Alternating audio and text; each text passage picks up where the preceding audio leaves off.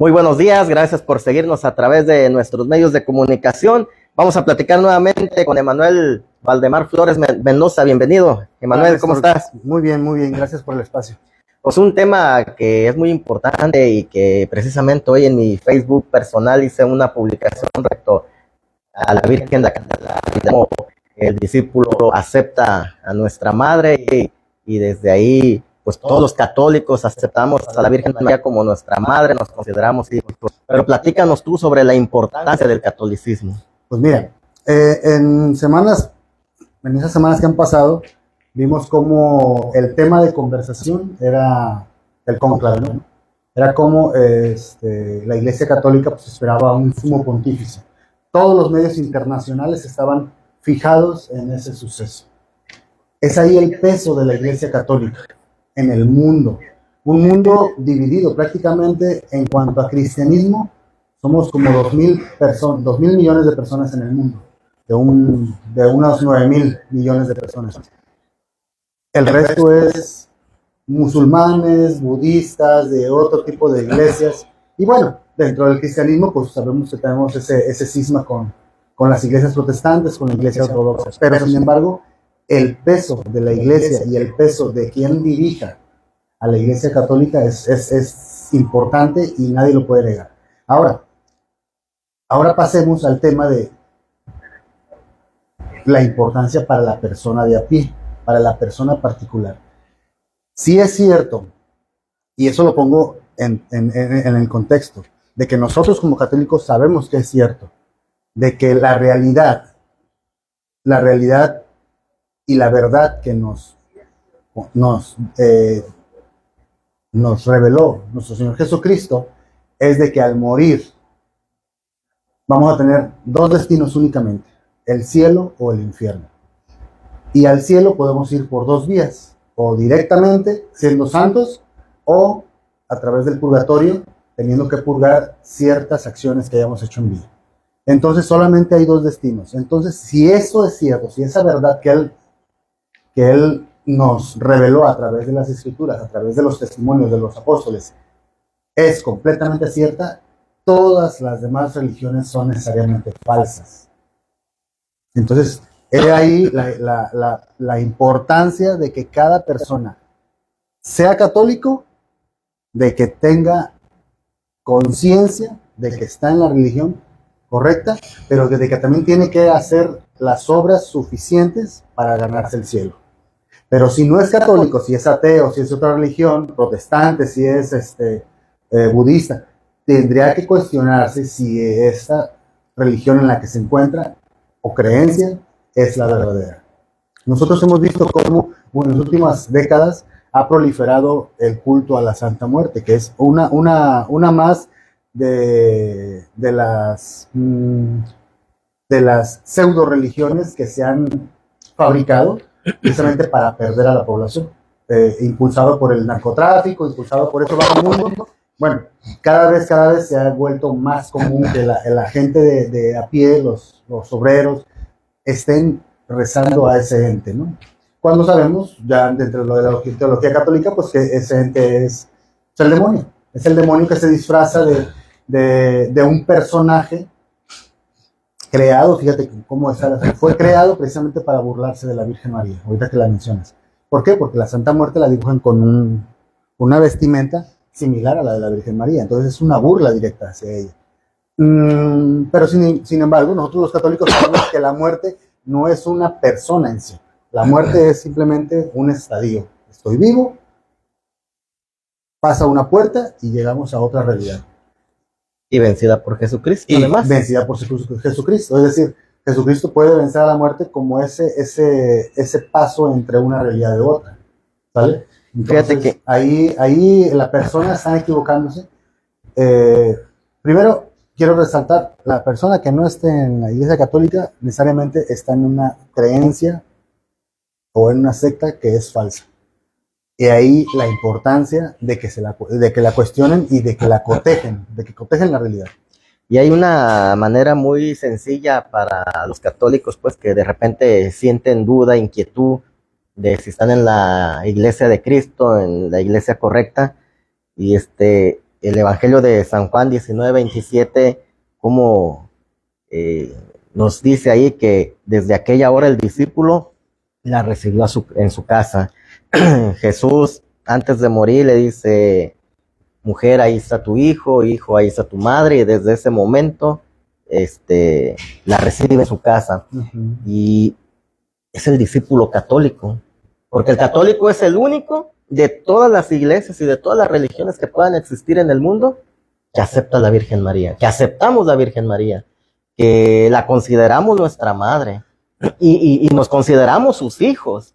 Mira, como puntualización de ese detalle, recordemos que en la religión judía, en aquellos tiempos, lo peor que le podía pasar a una mujer era quedarse viuda, porque prácticamente era una maldición, era repudiada por todo el mundo, pues era una viuda, no entonces valía. no valía, y ahí estaban ellas realmente pues pidiendo limosna, o sea, era algo muy triste para la mujer. Sin embargo, dentro del cristianismo, del mismo Jesucristo le regresa esa dignidad a la mujer. Y sobre todo, la persona más digna de toda la creación, la que se vuelve la emperatriz de todo el universo, es una criatura, es una mujer. Hay ahí la importancia. O sea, si vamos a otras religiones como el Islam, la mujer no vale nada. Es un objeto, es un mueble para ellos, para los islámicos. Por ellos pueden tener una silla o 7 sillas, no importa, mientras puedan comprarlas o mantenerlas. Entonces, para el Islam, el musulmán, pueden tener varias mujeres, varias esposas. No tiene importancia, porque para el musulmán la mujer es un objeto. Entonces, el cristianismo eleva esa dignidad de la mujer. Bueno, el tema de la Virgen María. Pero ahora, la persona que esté fuera de la Iglesia Católica, ¿cómo puede darse cuenta de que esta religión habría al menos que ponerle atención y estudiarla? Porque al menos lo que somos católicos sabemos que todo lo que enseña la Iglesia, porque como católicos lo que hacemos nosotros es obedecer y acatar lo que enseña la Iglesia, no lo que enseña mi interpretación. Lo que enseña la Iglesia a través de 2000 años de tradición, de revelación y de magisterio. Todo el patrimonio de todos los padres, de los santos padres, desde Pedro hasta el último, todo eso es una riqueza del magisterio que el católico acepta como parte de la doctrina católica. Y que no presentó esa interpretación particular. No llegó Jesucristo con la Biblia, aquí está la Biblia y estudienla. O la Biblia no llegó y de pronto se fue Jesucristo y cayó en el cielo, pum, ya construida, ya encuadernada. No. Recordemos que en los tiempos de los apóstoles, lo que ellos tenían era la ley antigua, pero lo demás, lo que enseñó Jesucristo, se hablaba de boca en boca a través de tradición. Fue hasta el siglo prácticamente IV, 382 después de Cristo, que San Damaso I reunió un concilio y, señores, analicemos todas las cartas que andan por ahí regadas y veamos cuál va a ser declarada palabra de Dios. Entonces ahí la Iglesia, con esa autoridad que le dio Jesucristo, que define como palabra de Dios los 73 libros que tiene la Iglesia católica, la Biblia católica. Después Lutero, fíjate, curiosamente Lutero decía que María era llena de gracia. Lutero, el primer protestante, el que abrió esa gran ruptura con la Iglesia católica, era completamente mariano. El ataque hacia la Virgen María llegó muchos siglos después. Y lo que tú dices es importante, ¿no? Las obras, porque él era mariano, pero hay documentales de una santa que lo vio en el infierno a Martín Lutero. Entonces, fíjate la importancia de que él reconoce a la Virgen María, mas sin embargo, ¿en qué lugar está? De acuerdo a los documentales. ¿No? Y tú hablabas al principio de las obras, o sea, no, sí, claro. No nada más ser católico, soy católico y punto, o sea. Mira, por ejemplo, hay 5 solas que hablan los protestantes, pero bueno, la que vamos a tocar ahorita es la sola fe. Ellos dicen, con que yo me declare seguidor de Jesucristo, yo ya soy salvo, haga lo que haga. En una cita de Martín Lutero en sus obras decía, peca fuerte, pero cree más fuerte. Es decir, él decía que aunque él tuviera fornicaciones, que tuviera asesinatos, Él por el hecho de ya creer en Jesucristo, él iba a ir al cielo. Dios estaba obligado prácticamente a aceptarlo en el cielo. O sea, alguien puede ser un violador y tú Y ten tu fe bien firme y sigue creyendo más y te vas a salvar. Te vas a salvar. Sigue matando y te vas. Exactamente. Ni los amparos son así. Exactamente. Ni siquiera te pueden amparar en los civiles. Quiero un amparo para protegerme porque voy a ir a matar. Así de regalada es, y claro, muy fácil de aceptar para los protestantes. Por eso dicen, no, pues qué padre, no tengo que pasar por el cruento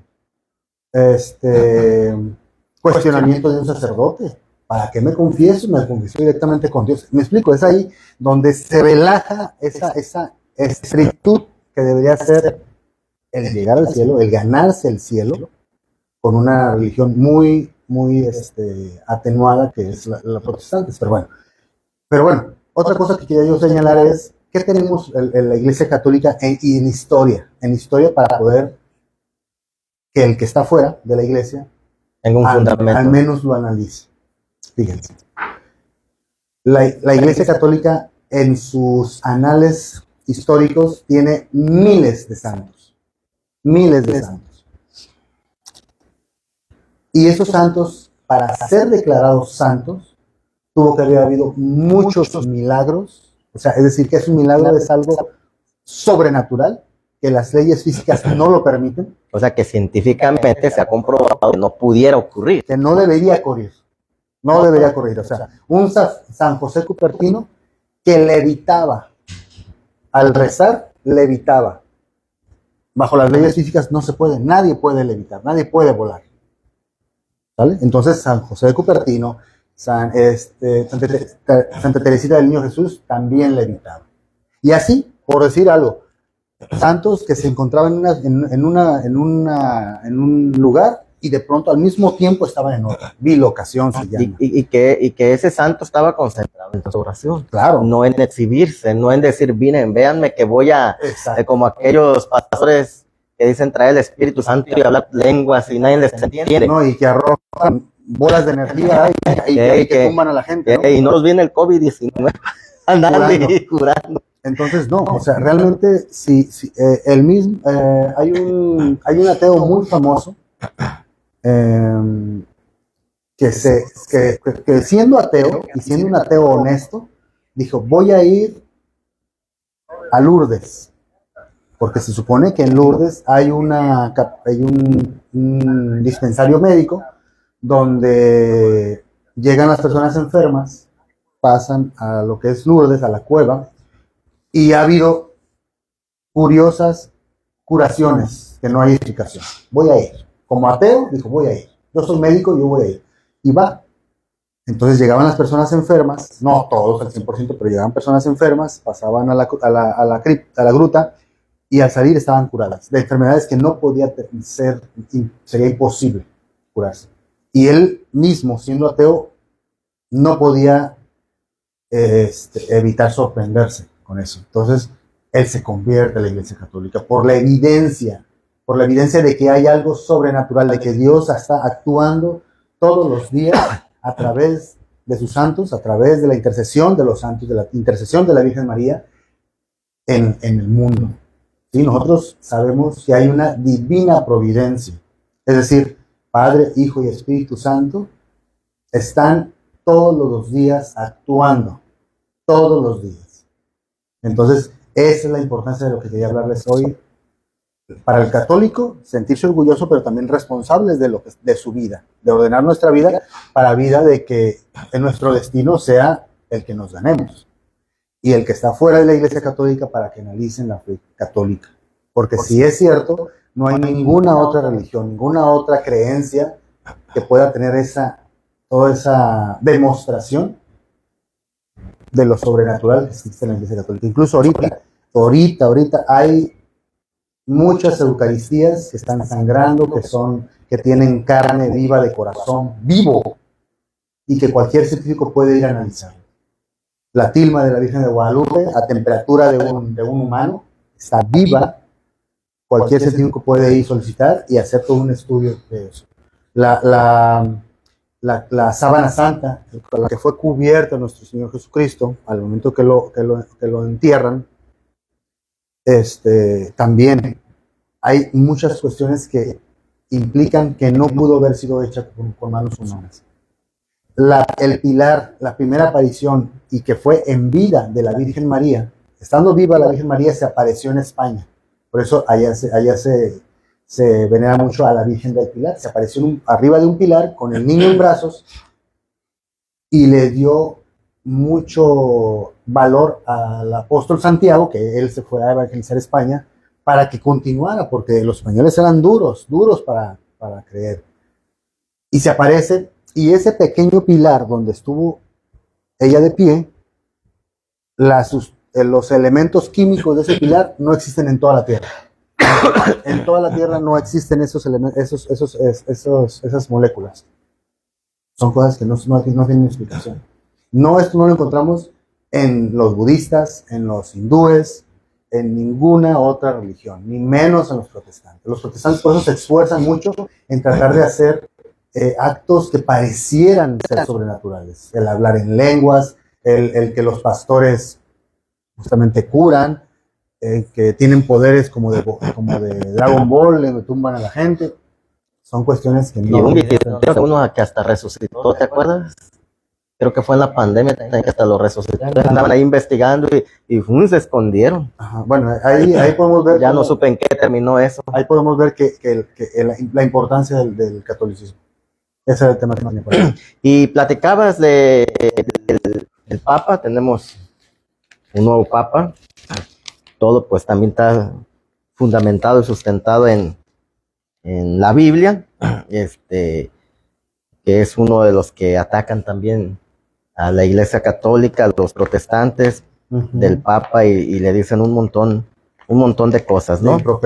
De cosas, pero también en el texto bíblico habla de que Jesús le dice que Satanás ha pedido permiso para sacudirlo, pero que los poderes del infierno no prevalecerán y que él les da todo el tiempo hasta el fin de los tiempos. Entonces, recordemos que la ruptura tiene más de 2000 años esta Iglesia Católica. Correcto. Y la ruptura de Lutero precisamente fue una de las principales es para no aceptar que haya una autoridad sobre de él.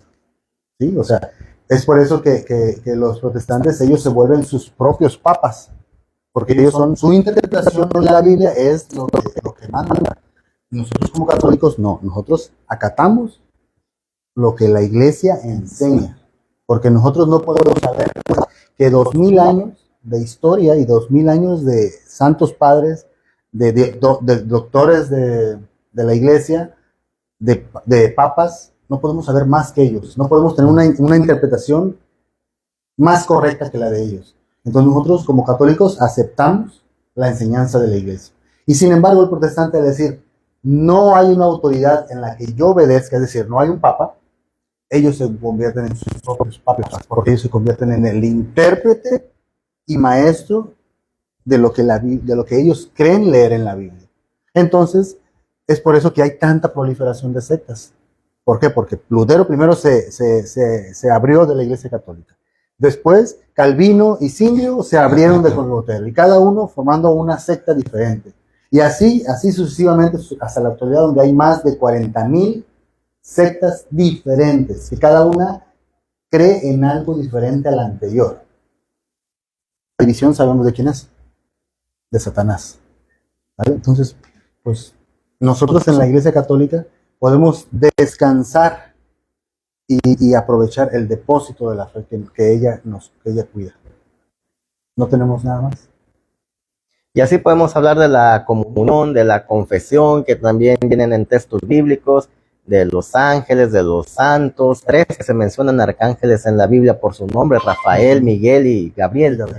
Y en fin, muchas cosas más que nos pasaríamos todo el día o quizás toda la semana platicando, pero sería importante ir acomodando temas para que la gente también a través de estos videos, de esas entrevistas, le llegue la evangelización de que pues tú conoces también y lo compartas como una misión tuya, como una misión católica de cristiano, de compartir a través de quienes nos estén viendo, quienes nos escuchan, y que dentro de los contactos también hay gente protestante, hay gente de otra religión, pero no se trata de que sientan un ataque con este tipo de entrevistas, sino que se trata de hablar de verdad, hablar con lo que está escrito, hablar de la única iglesia, porque le dijo a Pedro que sobre él edificará su iglesia, no sus iglesias.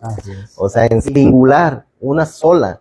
Hay una sola iglesia que dejó Jesucristo sobre Pedro, y para el catolicismo Pedro es el primer papa, aunque en ese momento no se haya nombrado así, pues San Pedro es el sumo pontífice, es el primer papa, y cada vez que se elige papa, los medios de comunicación, la gente, los sacerdotes, llamamos quién será el sucesor de Pedro, quién será el nuevo sucesor de Pedro, o sea, el nuevo papa, quién será.